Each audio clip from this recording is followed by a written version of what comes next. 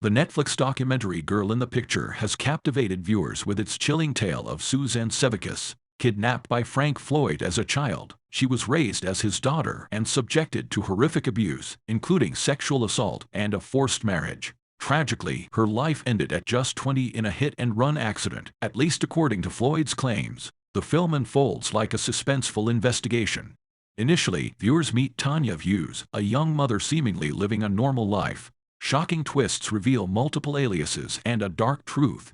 Tanya was actually Suzanne Sevickas, kidnapped by Floyd, who posed as her father. She never knew her true identity. While justice was served for some crimes, Floyd's imprisonment for Michael's abduction and death row sentence for Cheryl Camesso's murder, Suzanne's true name remained a mystery until 2014.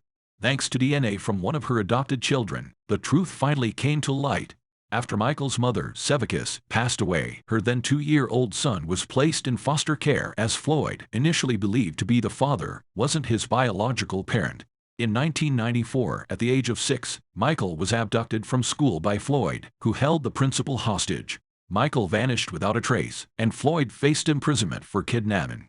A chilling confession emerged in 2014. During an FBI interview, Floyd admitted to killing Michael, revealing a horrific detail: shooting him twice in the back of the head. Despite an extensive search near the Oklahoma-Texas border, Michael's remains were never found. The FBI's efforts, as acknowledged by Agent Lobb, were exhaustive. The case remains officially closed. Floyd received a 52-year sentence for Michael's kidnapping and the death penalty in 1997 for another murder. Currently 79, he awaits execution on death row in Florida. Girl in the Picture sheds light on Floyd's life, including his 17-year stint as a fugitive after a 1973 sexual assault charge. He used various aliases during this period. The documentary leaves a question unanswered. How did Floyd support himself and Sevickas, especially while she was in high school? This detail remains shrouded in mystery. Jenny Fisher, a fellow student of Sevickas, discloses in the documentary that she was a highly gifted student with a full scholarship to Georgia Tech. She reveals that Floyd, upon their first meeting, asked her father for a loan. When Sevickas becomes pregnant and they escape, it is explained that she eventually starts working in strip clubs in Florida and Oklahoma, with the earnings likely going to Floyd. Heather Lane, a friend of Sevickas at the Mons Venus Gentlemen's Club, mentions in the documentary that Floyd pressured Sevickas to do more than just dance for money. Lane recounts a disturbing incident where Sevickas offered sexual services for $50, claiming her father had encouraged her and provided condoms.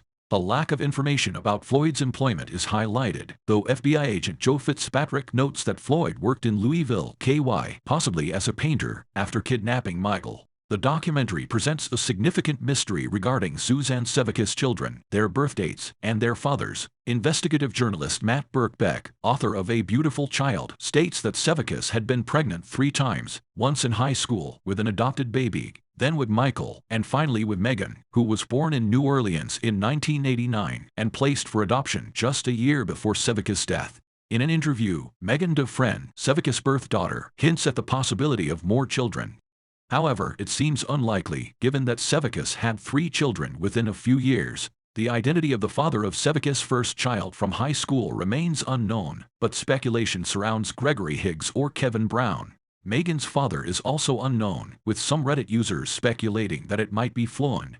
The documentary includes interviews with Sevickas' biological parents, Sandra Willett and Clifford Sevickas.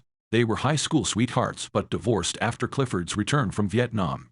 Willett had Suzanne at a young age and later had 2 more daughters, Allison and Amy. Floyd, using the alias Brandon Cleo Williams, entered their lives in 1975 and after Willett's brief incarceration, left with the children, abandoning Allison and Amy at an orphan.